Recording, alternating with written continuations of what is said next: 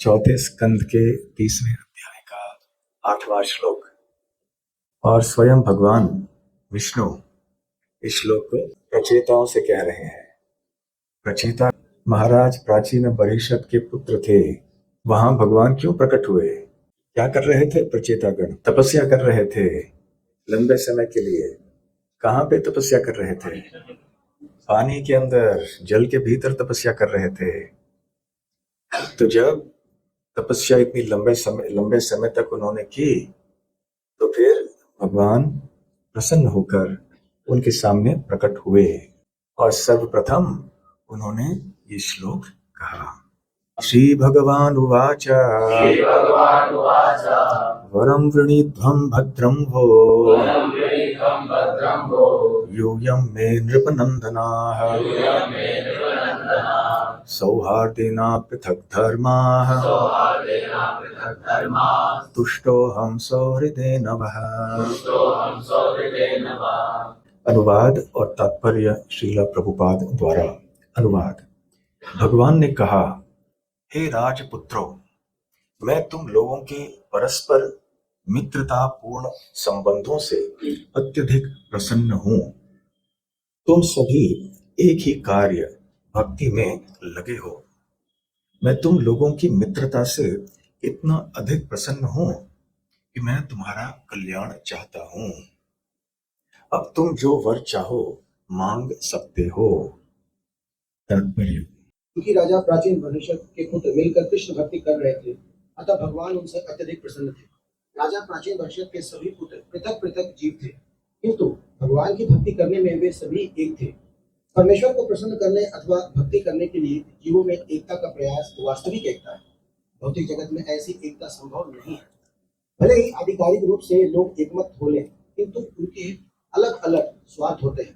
उदाहरणार्थ, संयुक्त राष्ट्र संघ में सभी राष्ट्रों की अपनी अपनी विशिष्ट राष्ट्रीय आकांक्षाएं होती हैं, अतः उन्हें एकमत नहीं किया जा सकता। इस संसार में जीवों के बीच विविधता इतनी प्रबल है कि कृष्ण भावनामृत संघ में भी कभी कभी भिन्न मतों एवं विचारों तथा भौतिक स्वार्थों के प्रति झुकाव के कारण सदस्यों में विरोध पाया जाता है। वस्तुतः कृष्ण भक्ति में द्वैत नहीं रह सकता। वहां एकमात्र उद्देश्य यह है, यथाशक्ति श्री कृष्ण की सेवा करना। यदि सेवा को लेकर कोई मतभेद होता है तो उसे आध्यात्मिक समझना चाहिए। जो भगवत भक्ति में लगे हैं वे किसी भी परिस्थिति में विलग नहीं हो सकते। इससे भगवान अत्यंत प्रसन्न होते हैं और अपने भक्तों को कोई भी वर प्रदान करने के लिए तैयार रहते हैं, जैसा कि इस श्लोक में इंगित किया गया है। हम देख सकते हैं कि भगवान राजा प्राचीन वर्षा के सभी पुत्रों को वर देने के लिए तुरंत तैयार हो जाते हैं। बहुत अच्छा, कितना सुंदर श्लोक है और कितना सुंदर तात्पर्य है। तो भगवान प्रसन्न हुए हैं, बहुत ज्यादा प्रसन्न हुए हैं। हे राजपुत्रों, मैं तुम लोगों के परस्पर मित्रतापूर्ण संबंधों से अत्यधिक प्रसन्न हूं। तुष्टोऽहं, तुष्ट है, भगवान कहते हैं मैं संतुष्ट हो गया हूं। क्यों संतुष्ट हो गया हूं? सौहृदेन वः, आप सबके बीच में ऐसे मित्रता की भावना को देखकर मैं प्रसन्न हो गया हूं। और सही मैत्री, सही मित्रता किस आधार पे हो सकती है? जैसा कि श्रील प्रभुपाद जी तात्पर्य में कहते हैं, भौतिक स्तर पर ऐसे शुद्ध संबंध, ऐसे वास्तविक मैत्री नहीं हो सकते। क्यों? क्योंकि भौतिक स्तर में के ऊपर हर एक व्यक्ति स्वार्थी होता है। स्वार्थ का क्या अर्थ है? साधारण जो अर्थ है कि हर एक व्यक्ति को अपनी अपनी भिन्न इच्छाएं होती हैं, जो न केवल एक दूसरे से भिन्न है परंतु भगवान कृष्ण से भी भिन्न है। इसलिए वास्तविक एकता ये संभव नहीं है। प्रभुपाद जी ने यहाँ पे उदाहरण किनका दिया है? संयुक्त राष्ट्र का, यूनाइटेड नेशंस। प्रभुपाद जी अक्सर कहा करते थे कि जितने भी ध्वज वहां पर हैं, झंडे हैं, उनकी संख्या बढ़ती जा रही है। इसका मतलब है कि एकता नहीं बढ़ रही है, विभाजन होते जा रहा है। तो ऐसा क्यों? क्योंकि सबकी चेतना में, सबकी विचारधारा में केंद्र बिंदु अलग अलग हैं। जब सबके जीवन के केंद्र बिंदु एक ही होंगे और वो श्री कृष्ण होंगे, तब जाकर वास्तव में प्रेम और मैत्री की भावना लोगों में उत्पन्न हो सकती है। तो भगवान श्री कृष्ण के यहाँ प्रचेताओं के ऊपर प्रसन्न होने के पीछे दो मुख्य कारण थे। क्या है? अपृथक धर्म। वो एकजुट होकर एक ही कार्य कृष्ण भक्ति में लगे हुए थे। बड़े सुदृढ़ रूप से उन्होंने भगवान की सेवा की। ठीक है, ये पहला कारण था भगवान का प्रसन्न होने के पीछे। और दूसरा कारण था इससे भी महत्वपूर्ण। वो क्या था? सौहार्देन।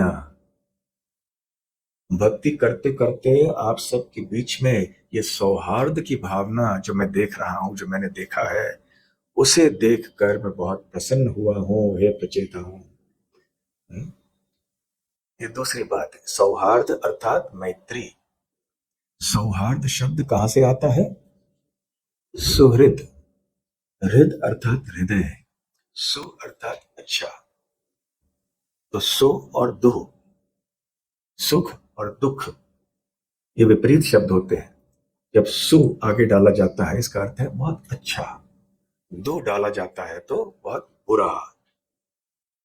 ऐसे कोई उदाहरण दे सकते हैं आप जहां सु और दो पहले शब्द के किसी रख के दोनों शब्दों का अर्थ विपरीत हो जाता है? हाँ? सुगंध और दुर्गंध। दुर अर्थात दुह, सु और दुह। सूर्योधन सुगंध और दुर्गंध। हाँ, और हाँ, सुयोधन और दुर्योधन। वास्तव में युधिष्ठिर महाराज वो इतने अच्छे थे कि उनको किसी के अंदर बुरे गुण देखने की प्रवृत्ति नहीं थी। बुरी चीजें दिखते ही नहीं थे उनको, और दिखते भी थे तो वो उनको उनके ऊपर ज्यादा जोर नहीं देते थे। तो दुर्योधन, दुर्योधन शब्द का अर्थ क्या है वास्तव में? हाँ, नहीं, साधारण भाषा में दुर्योधन शब्द का अर्थ क्या है? हाँ, जिनके विरुद्ध में युद्ध करना बहुत कठिन हो। दुह योधन, जिनके खिलाफ, जिनके विरोध में जाके युद्ध करना बहुत कठिन हो। वैसे देखा जाए तो ये नाम अच्छा है, जैसे क्षत्रियों में होता है कभी कभी इस तरह के नाम। परंतु युधिष्ठिर ने सोचा कि अरे ये दुह आ गया ना सामने तो ये अच्छा नहीं लगता, तो वो उनको सुयोधन बुलाएगा। तो युधिष्ठिर महाराज दुर्योधन को सुयोधन कह के पुकारते थे। तो खैर, दुह और सु, तो सुहृद, और इसके विपरीत सुहृद जो होता है, इसका मतलब है कि किसी व्यक्ति के हृदय में जब सामने वाले के प्रति केवल अच्छी भावना रहे हर परिस्थिति में। कभी वो परिस्थिति बदली फिर भी वो जो शुभ अच्छी कामनाएं हैं, शुभेच्छा है, शुभ कामना है हृदय में सामने वाले के प्रति, वो बदलते नहीं हैं। इसलिए प्रभुपाद जी बताया करते थे कि कई शब्द हैं, जैसे अंग्रेजी में तो कहते हैं फ्रेंड, परंतु संस्कृत भाषा में बहुत सारे शब्द हैं। उनको बताया जाए नियम क्या है। अभी फोन बंद कर दो, नहीं तो बड़ी दुर्घटना होगी।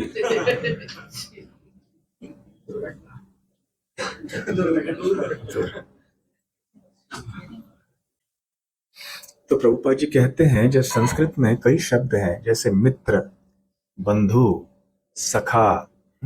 सखा अर्थात जो बहुत निकट के हैं, और मित्र, मित्र अर्थात इसमें थोड़ी औपचारिकता भी आ सकती है कभी कभी। बंधु, ऐसे कई शब्द हैं। परंतु प्रभुपाद जी कहते हैं कि सुहृद ये सबसे श्रेष्ठ मित्र होते हैं। क्यों? क्योंकि दुनिया में देखा जाता है कि मित्रों के बीच में संबंध कभी कभी बिगड़ जाते हैं। कोई मतभेद हो जाता है मित्रों के बीच में, या किसी कारणवश संबंध उनके बिगड़ जाते हैं। कभी कभी ऐसे भी देखा जाता है कि जो पहले घनिष्ठ मित्र हुआ करते थे अभी दुश्मन बन जाते हैं। उनके बीच में इतना वैर हो जाता है कि वो एक दूसरे की हत्या भी करने के लिए तैयार हो जाते हैं। यहां तक भी बातें पहुंच जाती हैं। ये संसार की मैत्री इस प्रकार की है, परिवर्तनशील है। आज एक व्यक्ति को लगता है कि ये मेरा मित्र है, परंतु कल लग सकता है कि ये तो मेरा शत्रु है, इसको हानि पहुंचाऊंगा, इसका खून कर दूंगा मैं। तो परिस्थिति बदलने पर उसके हृदय में उस व्यक्ति के प्रति विचार बदल गए। कितने बदल गए? पहले तथाकथित प्रेम था अपने मित्र के प्रति, और अभी प्रेम न रहकर दुश्मनी आ गई, ईर्ष्या, घृणा आ गई, गुस्सा आ गया। परंतु जो सुहृद होता है, किसी भी परिस्थिति में सामने वाले के प्रति अच्छी भावनाएं ही रखता है। भले सामने वाला व्यक्ति इस व्यक्ति की बुराई करे, कुछ भी करे, परंतु उसके हृदय में शुभकामनाएं ही रहती हैं। तो इस तरह की जो भावना है वो केवल शुद्ध भक्तों में हो सकती है। साधारण व्यक्ति क्या करते हैं? ठीक है, हम लोग मित्र हैं, लेकिन यदि हमारे मित्र में मेरे बारे में बहुत कुछ कह दिया, भला बुरा कह दिया, या इस तरह से कुछ किया जिससे कि मुझे हानि पहुंची, तो मेरे मन में उसके प्रति जो भावना है वो तुरंत बिगड़ जाती है। ऐसा होता है कि नहीं? ऐसे होता है। परंतु भगवान के जो शुद्ध भक्त होते हैं वो इस तरह से बुरा नहीं मानते हैं। किसी व्यक्ति ने उनके भला बुरा कुछ कह भी दिया, परंतु वो सदैव उस व्यक्ति के शुभ चिंतक रहते हैं, उनकी भलाई ही चाहते हैं।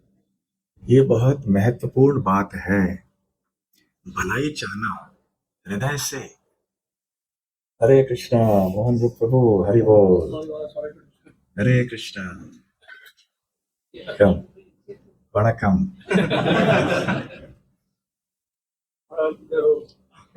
எப்படி இருக்கீங்க?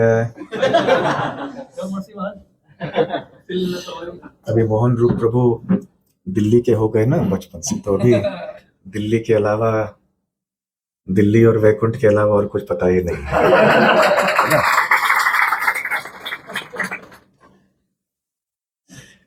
हरे कृष्णा। तो हम क्या कह रहे थे कि जो सुहृद होते हैं वो क्या करते हैं?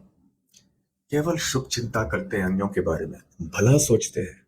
सामने वाले ने उनको हानि पहुंचाने का प्रयास भी किया यदि हो, फिर भी वो सामने वाले के बारे में भला ही सोचते हैं। कल सुबह भागवत कक्षा में हमें उदाहरण दे रहे थे ना, विश्वनाथ चक्रवर्ती ठाकुर 3 उदाहरण देते हैं। जैसे नित्यानंद प्रभु ने मधाई के ऊपर कृपा की, जड़ भरत ने महाराज रहुगण के ऊपर कृपा की, और उपरिचर वसु ने असुरों के ऊपर कृपा की। ये 3 उदाहरणों की चर्चा हम कर रहे थे कल, है ना? तो ऐसे महान भक्तों के लक्षण होते हैं। इसलिए जब भी प्रभुपाद जी अपने शिष्यों को पत्र लिखते थे, चिट्ठी लिखते थे, तो अंत में सदैव क्या कहते थे? Your ever well wisher. ये है सुहृद, वेल विशर। वेल विशर का मतलब क्या होता है? शुभ चिंतक। और एवर का मतलब क्या होता है? हमेशा, सदैव। जो हमारे सदैव शुभ चिंतक होते हैं वो सुहृद है।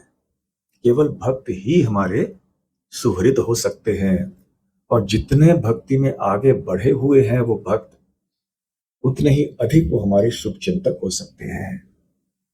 दुनिया में कभी कभी देखा जाता है कि माताएं भी अपने बच्चों की हत्या करती हैं। भौतिक स्तर पे संसार के दृष्टि से ऐसे समझा जाता है कि एक माँ और बच्चे का जो संबंध है सबसे अधिक शुद्ध माना जाता है तुलनात्मक दृष्टि से। हालांकि ये भी तो भौतिक ही है, फिर भी भौतिक स्तर के ऊपर जितने भी संबंध हैं, तुलनात्मक दृष्टि से इनका विश्लेषण किया जाए तो माँ और बच्चे का संबंध जो है सबसे शुद्ध माना जाता है, क्योंकि माँ केवल त्याग करती है बच्चे के लिए, कुछ अपेक्षा नहीं करती कि बच्चा मुझसे ऐसे करेगा वैसे करेगा। परंतु ये देखा जाता है कि कभी कभी महिलाएं भी अपने बच्चों की हत्या करते हैं। गर्भ में रहने वाले की बच्चे की हत्या तो करते ही है, गर्भपात, परंतु साथ साथ कभी कभी आए दिन समाचार पत्रों में पढ़ने में आता है कि किसी ने कुछ दूसरी जगह संबंध बना लिया, अपने बच्चों की हत्या कर दी, माँ ने छोटे छोटे बच्चों की हत्या कर दी। तो भौतिक जगत में जो है ये संबंध कभी शुद्ध नहीं हो सकते हैं। हर संबंध में स्वार्थ भरा रहता है, कहीं कम कहीं अधिक। परंतु शुद्ध भक्त के हृदय में तनिक भी कोई भौतिक दृष्टि से स्वार्थ नहीं होता। इसलिए वही है जो हमारा वास्तविक शुभ चिंतक हो सकता है, हितैषी हो सकता है। तो श्रील प्रभुपाद जी इसलिए कहते थे, योर एवर वेल विशर, आपका सदैव शुभ चिंतक, हितैषी। तो भगवान के भक्त जो हैं वो हितैषी होते हैं अन्यों के। तो जब एक भक्त अभक्त के प्रति ऐसी भावना रखता है तो क्या वो अन्य भक्तों के प्रति ऐसी भावना नहीं रखेगा? बिल्कुल रखेगा। इसलिए ये जो श्लोक है और ये जो प्रसंग है ये ब्रह्मचारियों के लिए विशेष रूप से महत्वपूर्ण है। भक्तों के लिए भी है, सारे भक्तों के लिए है, परंतु विशेष करके ब्रह्मचारियों के लिए, क्योंकि सारे ब्रह्मचारी इकट्ठे रहते हैं, इकट्ठे सेवा करते हैं। ब्रह्मचारी आश्रम में क्या है? सरल जीवन है। बस तो चटाई है, थोड़े धोती कुर्ता कुछ है, कुछ किताबें हैं, बस। और क्या है? अच्छा ये बताइए, यहाँ जितने भी ब्रह्मचारी हैं आप में से अपने लॉकर में कितनों ने सोना चांदी वो छुपा के रखा है कोई ऐसे? वो आपके शेयर सर्टिफिकेट और नोट वोट छुपा के रखे हैं किसी ने? नहीं ना। क्या करना है आप सबको इन चीजों से? ये सब छोड़ के इधर आए हो ना भगवान का शरण लेने के लिए। तो जीवन बड़ा सरल है। सरल जीवन होने के कारण आपस में मिलजुल के छोटी जगह में रहना संभव होता है, नहीं तो बहुत मुश्किल है। तो भगवान प्रसन्न हुए प्रचेताओं के ऊपर कौन से दो कारणों से, जो मैंने पहले बताया। एक, अपृथक धर्माः, एक ही धर्म में अर्थात भक्ति में वो लगे हुए थे एकजुट होकर। और दूसरी बात, सौहार्देन, सौहार्द, एक दूसरे के प्रति उनकी भावना कैसी थी? सौहार्द की भावना थी। सुहृद, एक दूसरे के शुभ चिंतक थे। तो पहली बात, अपृथक धर्माः, पृथक अर्थात भिन्न और अपृथक अर्थात अभिन्न, एक ही। तो जब ब्रह्मचारी आश्रम में भक्त रहते हैं हमारे मंदिरों में, वो भी अपृथक धर्माः हैं, सब एक ही कार्य में लगे हुए हैं भगवान श्री कृष्ण की सेवा में। गुरु साधु शास्त्र के अनुसार अपना जीवन बिता रहे हैं, बस एकजुट होकर रह रहे हैं। भले सबकी सेवा अलग अलग क्यों ना हो, कोई रसोई घर में सेवा करते हैं, तो कोई पुस्तक वितरण करते हैं, तो कोई प्रचार के लिए यहाँ वहां जाते हैं, कोई मंदिर का मार्जन करते हैं, कोई कुछ तो कोई कुछ, परंतु अंततः सभी लोग भगवान कृष्ण की सेवा में लगे हुए हैं। ऐसा नहीं है कि ब्रह्मचारी आश्रम में कोई व्यक्ति है जो किसी अन्य किसी व्यक्ति की पूजा कर रहा हो, है ना, भगवान को छोड़कर। दुर्भाग्यवश दुनिया में ऐसे बहुत से लोग मिलते हैं जो तरह तरह की उपासनाएं करते हैं ना। सिनेमा के अभिनेता की उपासना करते हैं, उनके लिए मंदिर भी बनाते हैं भारत में। ऐसे हुआ, ऐसे है, सत्य है ये। दक्षिण भारत में हमने पढ़ा कि सिनेमा के अभिनेता के लिए, कोई राजनेता के लिए अलग अलग मंदिर बनाए हैं और वहां आरती भी होती है, सब होता है ना। तो किसी भी हमारे संस्था के ब्रह्मचारी आश्रम में क्या देखेंगे कि कोई राजनेता के या कोई सिनेमा के अभिनेता या अभिनेत्री के कोई आरती उतार रहे हैं? ऐसा कोई नहीं करता है। तो जितने भी ब्रह्मचारी हैं सब अपृथक अपृथक धर्म, सब लगे हुए हैं एक ही धर्म में, और वो है कृष्ण भक्ति, शुद्ध कृष्ण भक्ति, जिसमें भगवान के अतिरिक्त और किसी भी व्यक्ति की उपासना नहीं की जाती। हाँ, भगवान से संबंधित जो है ऐसे व्यक्तियों की सेवा की जाती है, जैसे भगवान के भक्त हैं, तुलसी है, यमुना है, गंगा है, गौ माता है, इनकी सेवा अवश्य की जाती है, क्योंकि इनका संबंध बड़ा घनिष्ठ है भगवान श्री कृष्ण के साथ। तो ये पहली बात है, ब्रह्मचारी आश्रम में सारे भक्त मिलजुल कर भगवान की सेवा कर रहे हैं। तो यदि हमें भगवान को प्रसन्न करना है, और सबकी तो इच्छा है कि भगवान प्रसन्न हो जाए हमारे ऊपर, कोई ऐसे भक्त नहीं चाहता कि भगवान हमारे ऊपर नाराज हो जाए। हर एक भक्त चाहता है कि भगवान प्रसन्न हो जाए। तो भगवान को प्रसन्न करने के लिए हमें क्या करना चाहिए? अपृथक धर्माः, जो भी गुरु साधु शास्त्र के अनुसार हमें बतलाया गया है भक्ति भक्ति के रास्ते में करने के लिए वो हमें हृदय से करना है। और आप सब कर ही रहे हैं। मंदिर में प्रातः काल से आपका दिन शुरू होता है, आप लगे रहते हैं अपनी साधना में, कीर्तन में, जप में, प्रसाद सेवन करके फिर दिन भर सेवा में लगे हुए रहते हैं। इससे अवश्य भगवान प्रसन्न होंगे। जितने हृदय से आप ये सारे कार्य करेंगे उतने अधिक भगवान की प्रसन्नता होगी। यदि हमारी सेवा को, हमारी साधना को हमने औपचारिकता के रूप में कर लिया, बस करना है ना तो करने के लिए कर लिया अभी, तो फिर भगवान उतना प्रसन्न नहीं होंगे। तो हृदय से करना है हमें, बड़ी जिम्मेदारी से करना है, श्रद्धा से करना है, प्रेम से करना है।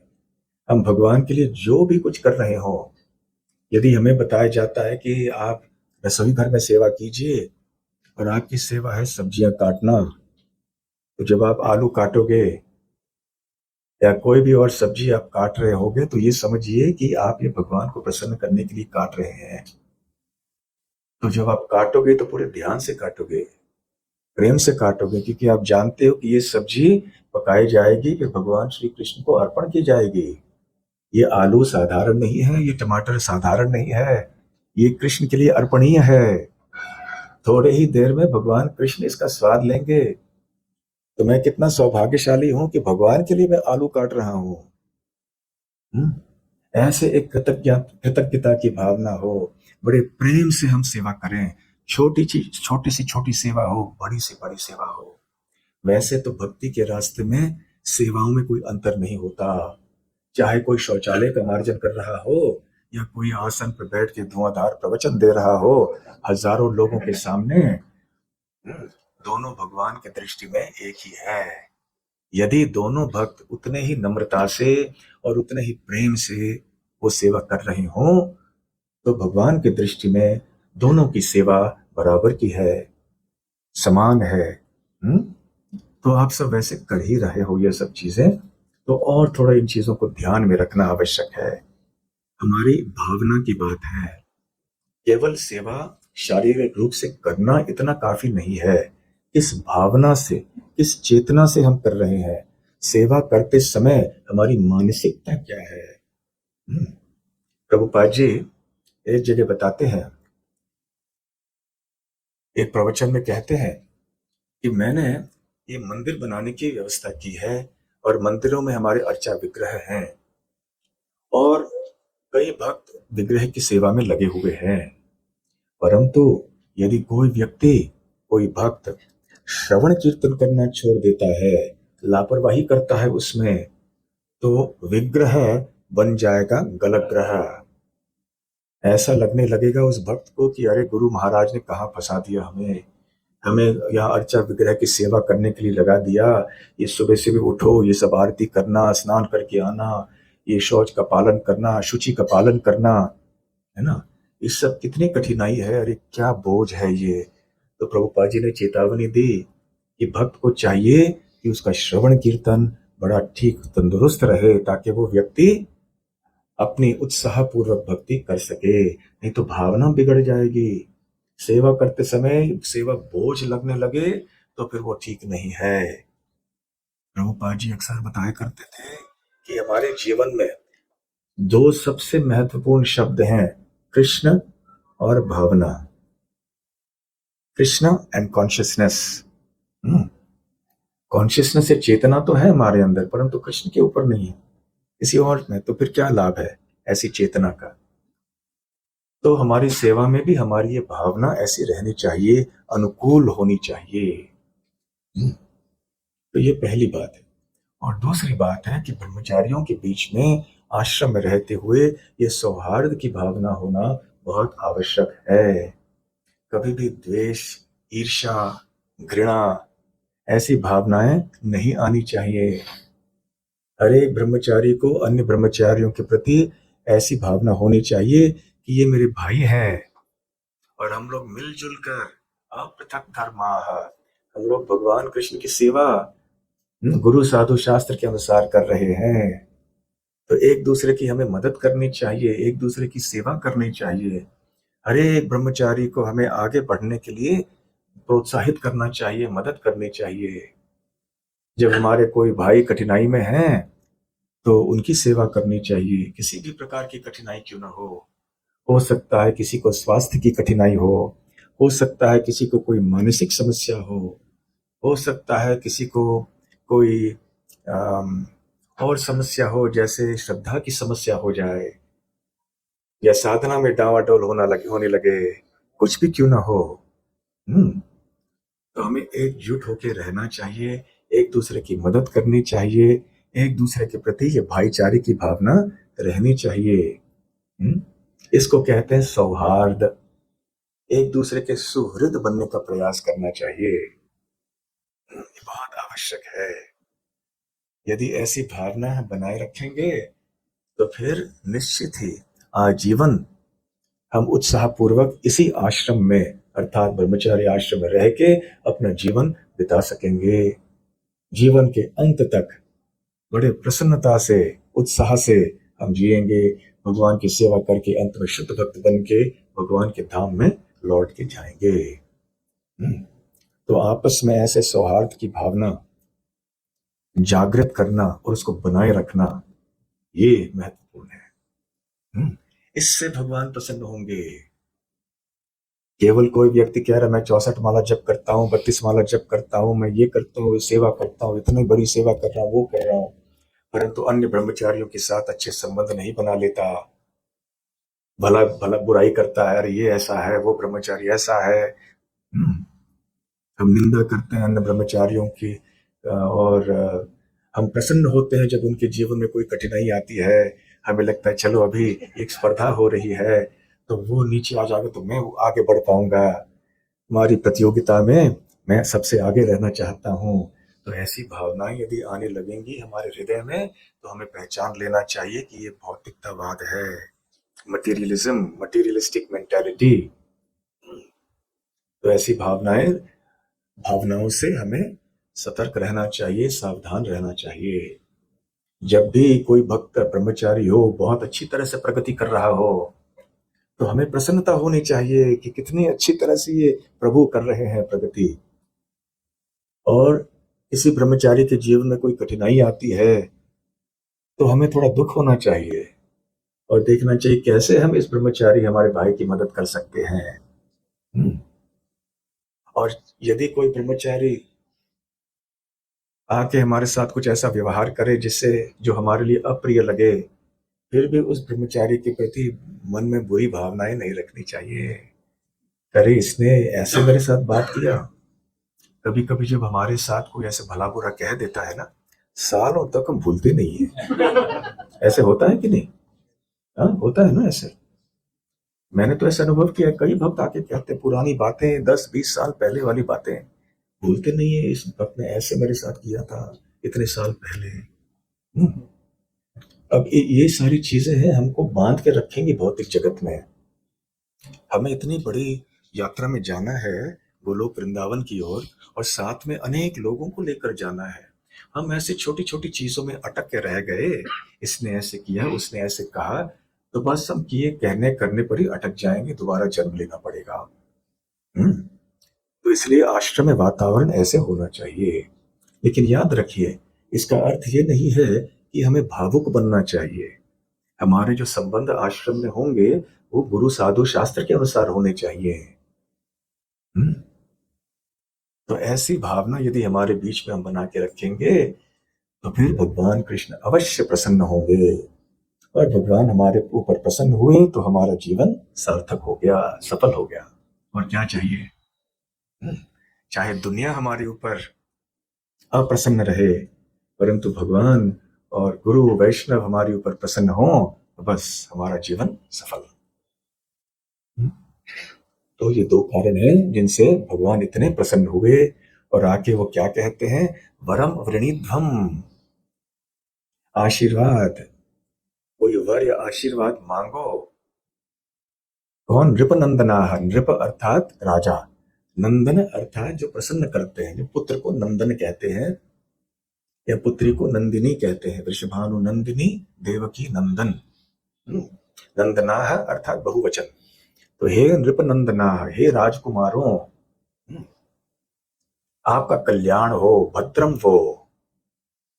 वरम वृणीध्वम, कोई वरदान मुझसे पूछो। क्यों? तुष्टो हम, क्योंकि मैं आप सबके ऊपर बहुत प्रसन्न हूं। क्यों प्रसन्न हूं? सौहार्देन और अपृथक धर्माः, इन दो कारणों से। हरे कृष्णा। ये महत्वपूर्ण संदेश है ना हम सबके लिए।